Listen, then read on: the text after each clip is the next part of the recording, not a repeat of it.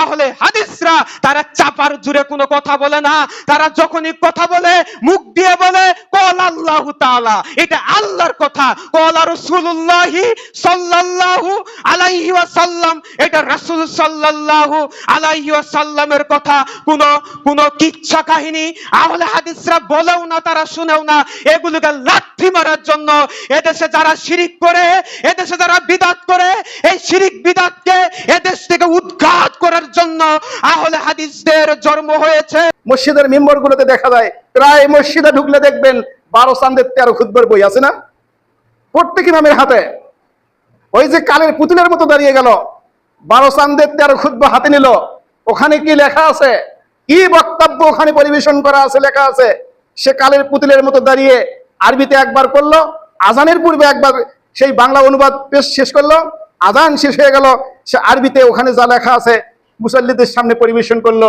আল্লাহর কসম, শতকরা 95টা ওই ইমাম ওই আরবিটুকু বোঝে না। বোঝে কি?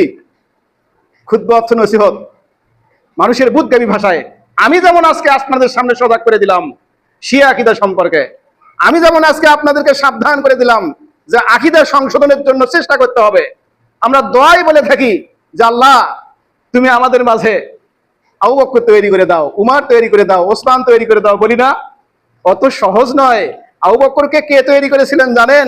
তিনি হচ্ছেন সর্বযুগের সর্বশ্রেষ্ঠ নবী মুহাম্মদ রাসূলুল্লাহ সাল্লাল্লাহু আলাইহি সাল্লাম। তারই তালিম তারবিয়াতে আবু বকর তৈরি হয়েছিল।